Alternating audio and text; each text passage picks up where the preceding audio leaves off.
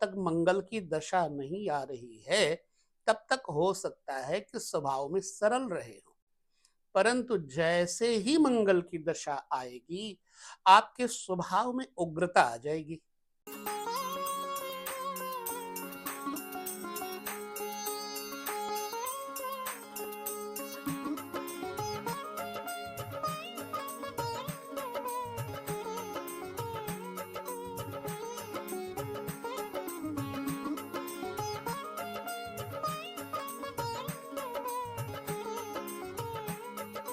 नमस्कार, जय श्री कृष्ण। तो जन्म कुंडली के इस पद यात्रा में आप सब हमारे साथ चले, जाने धीरे धीरे ज्योतिष के उन सूत्रों को और फलादेश का आनंद लें। फलादेश करने का विधान अलग अलग भिन्न भिन्न वर्गों में कैसे किया जाता है, ये छोटी छोटी बातों को पकड़ने की जरूरत होती है, तो हम समझेंगे। कुंडली का जो वर्ग है वह तो मैंने आपके साथ बांटा, चंद्र कुंडली का वर्ग बांट रहा हूं और सूर्य कुंडली का वर्ग भी बांटूंगा। अभी आपको यह देखना है कि आपके जन्म कुंडली में चंद्र कुंडली सक्रिय है या फिर सूर्य कुंडली सक्रिय है या फिर जन्म कुंडली सक्रिय है। इसका विधान हमने आपको बताया था कि किस तरह से समझना है, फिर भी कह देता हूं। चंद्र कुंडली, चंद्र लग्न अगर प्रबल है तो चंद्र कुंडली आपकी एक्टिव है। इसी तरह सूर्य लग्न यदि एक्टिव है तो आपको सूर्य लग्न से अपना भविष्य देखना चाहिए। ठीक है, तो हम चंद्र कुंडली पर चल रहे हैं। मान लीजिए जन्म कुंडली में आपके मंगल की चर्चा पर हम आगे बढ़ेंगे। अगर आपकी जन्म कुंडली में मंगल मेष राशि में बैठा हुआ है या वृश्चिक राशि में बैठा हुआ है तथा नवमांश चक्र में भी मंगल मेष या वृश्चिक राशि में बैठा हुआ है, तो बात तो हो गई है वर्गोत्तम की, लेकिन मंगल का स्वभाव क्या है। जन्म कुंडली में अगर आपका मंगल नवमांश चक्र में लग्न के अंतर्गत आ जाए तो आप जन्म के समय से लेकर के उस समय तक जब तक मंगल की दशा नहीं आ रही है तब तक हो सकता है कि स्वभाव में सरल रहे हो, परंतु जैसे ही मंगल की दशा आएगी आपके स्वभाव में उग्रता आ जाएगी। आप में गंभीरता के साथ साथ थोड़ी कटुता भी आ जाएगी। आप साहस ही नहीं, अत्यधिक साहस वाला काम करने लग जाएंगे। झगड़ा विवाद इत्यादि में आप इंटरेस्ट लेने लग जाएंगे। अगर नवमांश चक्र में मंगल मेष या वृश्चिक में बैठा हुआ है तो आप क्रोधी स्वभाव के होने के साथ साथ जमीन जायदाद इत्यादि के बिजनेस में हाथ डालेंगे। ठीक, बुरी मंगल की स्थिति में आपको क्या होगा, पुलिस का केस पड़ जाए।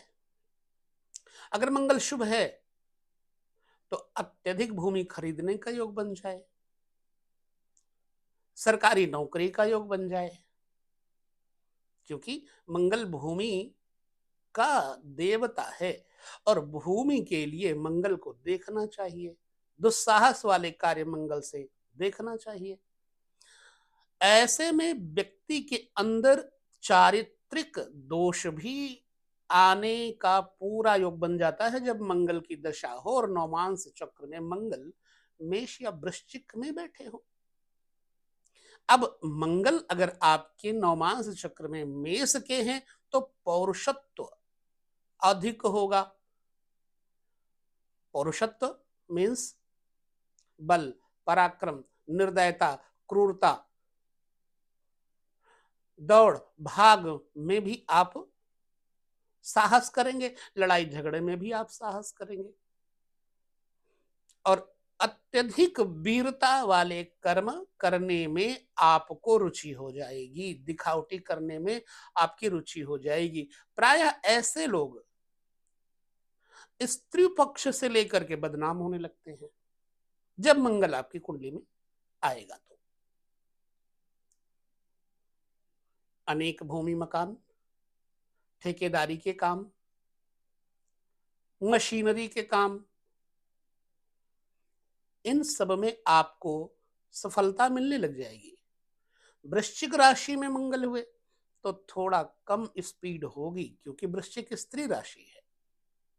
जरूरी नहीं कि स्त्री राशि में व्यक्ति कम गति वाला हो जाए, स्पीड वाला हो जाए, परंतु प्रायः इसमें वृश्चिक वाले मंगल में थोड़ी समता रहेगी, स्वभाव में विनम्रता रहेगी, कटुता नहीं रहेगी, जितना कि मेष राशि वाले मंगल में कटुता रहेगी। वृश्चिक में व्यक्ति स्पष्टवादी होता है।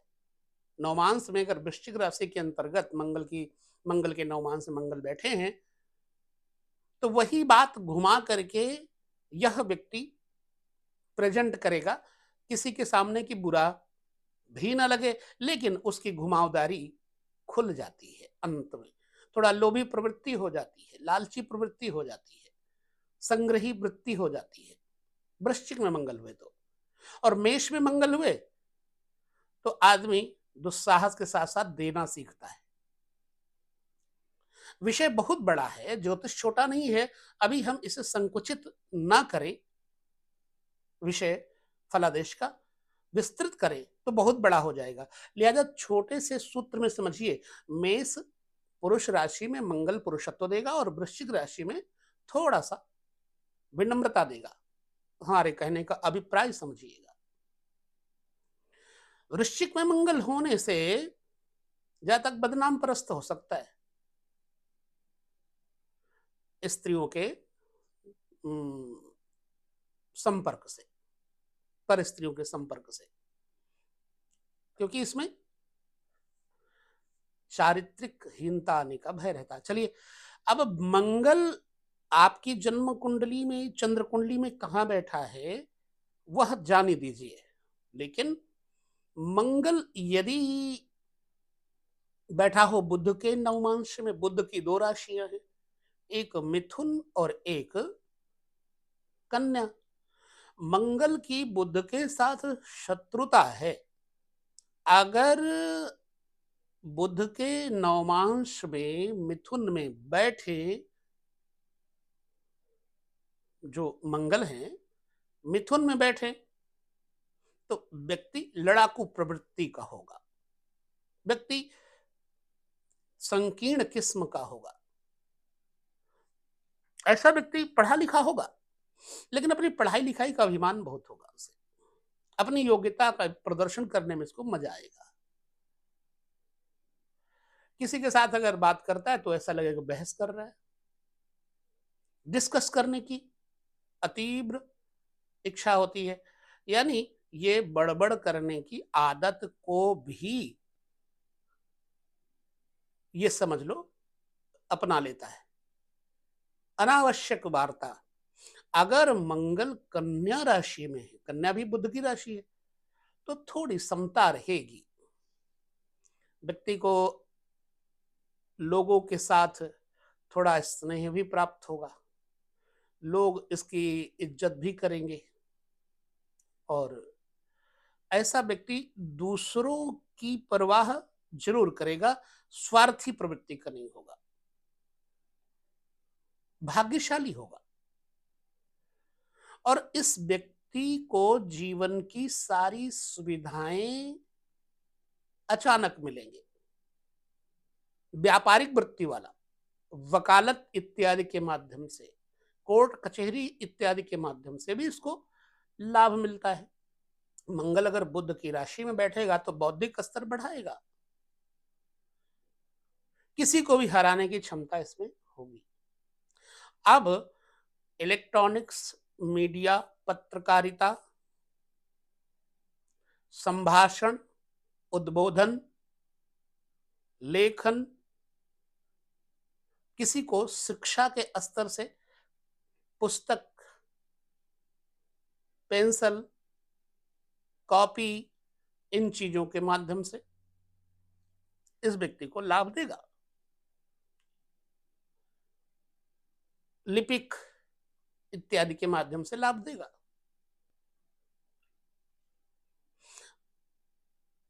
दवाइयों के माध्यम से, मेडिसिन के माध्यम से लाभ देगा। वृक्षों, बाग, बगीचे इत्यादि लगवाने से भी इस व्यक्ति को लाभ होगा।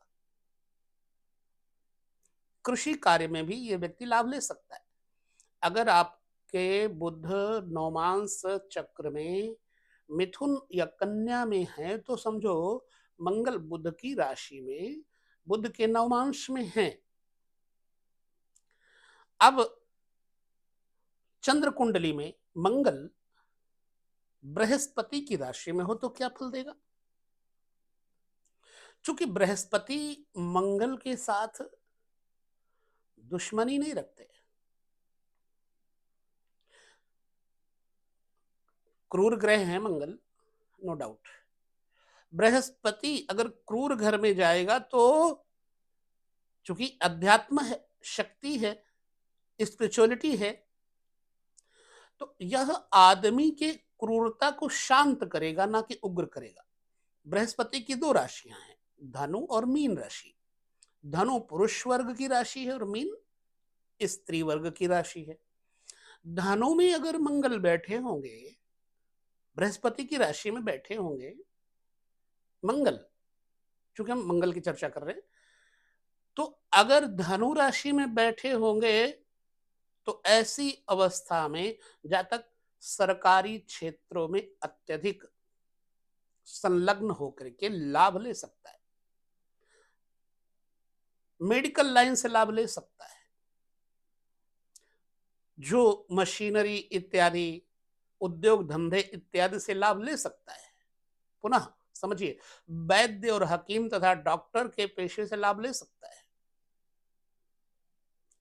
पूजा पाठ, आचार विचार वाला होकर के सामाजिक स्तर पर लाभ ले सकता है, एनजीओ इत्यादि के माध्यम से लाभ ले सकता है। मंगल यदि बृहस्पति की धनु राशि में बैठे होंगे तो व्यक्ति साहसी तो होगा ही, निडर भी होगा, निर्भीक भी होगा। मंगल दूसरी बृहस्पति की राशि मीन में होंगे तो ऐसा व्यक्ति थोड़ा समाज का ख्याल रखता है, विनम्र होता है, कटुतावादी नहीं होता। अध्यात्म जगत में भी इसे रुचि होती है, ध्यान, योग, मेडिटेशन इत्यादि से। अत्यधिक घूम फिर कर के भी इस बिजनेस को बढ़ाने की प्रयास में यह व्यक्ति रहता है। धन रहेगा। मंगल अगर मीन में होंगे तो पैसा रहेगा, गोल्ड रहेगा, स्टेबल संपत्ति, जैसे स्टिल वेल्थ, मतलब अचल संपत्ति, भूमि, वाहन, वाहन तो चलने वाले हैं, सोना, चांदी, मकान, इन चीजों से इस व्यक्ति को समग्र रूपेण सफलता मिल सकती है। नौमांश में अगर मंगल धनु या मीन में है तो थोड़ा सा परिवर्तन क्या होगा, मीन राशि चूंकि स्त्री वर्ग की राशि है, स्त्री वर्ग में जाकर के मंगल अत्यधिक प्रसन्न रहता है। मीन में होगा तो संगठन शक्ति इकट्ठा करने की क्षमता होती है इसमें, लोग व्यवहार कुशल भी मिलते हैं इसको, और ये व्यवहार कुशल भी होता है, लिहाजा इसका जो फ्रेंड सर्कल होगा बेटर होगा, मेरा विचार से। जातक नो डाउट निडर, निर्भीक, बहादुर होगा और यह व्यक्ति गलत बातों का विरोध करेगा, लिहाजा राजनीति में भी इसको सफलता मिल सकती है। नाना प्रकार के लग्जरीज आइटम्स लाइफ में इसको मिलेंगे। इस व्यक्ति के दुश्मन कम होंगे, लोग डरेंगे इससे, सम्मान करेंगे इसका। मंगल बृहस्पति की दो राशियों में होकर के नवमांस में दो प्रकार का फल भिन्न भिन्न कर सकता है, ये तो आप समझ गए। अब आपकी जन्म कुंडली में ऐसा है या नहीं है, थोड़ा प्रैक्टिकल करके देखिएगा। ठीक है, अब हम चलते हैं मंगल को देखते हैं। श्री सीताराम, शुक्र की राशि में, शुक्र की दो राशियां, एक तुला राशि और एक वृष राशि। शुक्र मंगल दोनों एक जगह हो जाएं तो व्यक्ति कलंकित हो जाता है। स्त्री राशि में होने पर यह पुरुष वर्गों से जुड़ने का प्रयास ज्यादा करता है, फीमेल से ज्यादा मेल से जुड़ने का प्रयास करता है, तो कभी कभी चारित्रिक संदेह बढ़ जाता है, अप्राकृतिक रहन सहन खान पान इत्यादि हो सकता है। यह व्यक्ति भ्रमणशील होगा। वृष राशि में मंगल हुए तो, तुला राशि में मंगल हुए तो व्यक्ति ऐश्वर्य, वह संसाधन जो आकर्षित करते हैं चित्त को, मन को खींचते हैं, अच्छा रहन सहन, वेल मेंटेनेंस, इन चीजों पर ज्यादा ध्यान रहेगा इस व्यक्ति का। स्वयं को, हालांकि गठित सुगठित शरीर और स्वयं को सजा संवार के रखने वाला व्यक्ति होगा। बातूनी छल्लेदार बातें करने में भी ये व्यक्ति रस लेगा, संगीत से भी इसको रुचि होगी। सफेद चमकीले रंग युक्त रंगदार चीजों में बहुत अट्रैक्शन रखेगा, उससे अट्रैक्ट होगा। फीमेल से कब अट्रैक्ट होगा, जब तुला में मंगल होंगे नवमांस चक्र में, और तुला में मंगल होंगे तो पुरुष राशि है तुला। एक तुलनात्मक क्षमता होती है कि अच्छा कौन बुरा कौन है, न्याय की क्षमता बहुत होती है, पहचानने की क्षमता बहुत होती है इसमें। इसलिए स्त्रियों का आदर करेगा,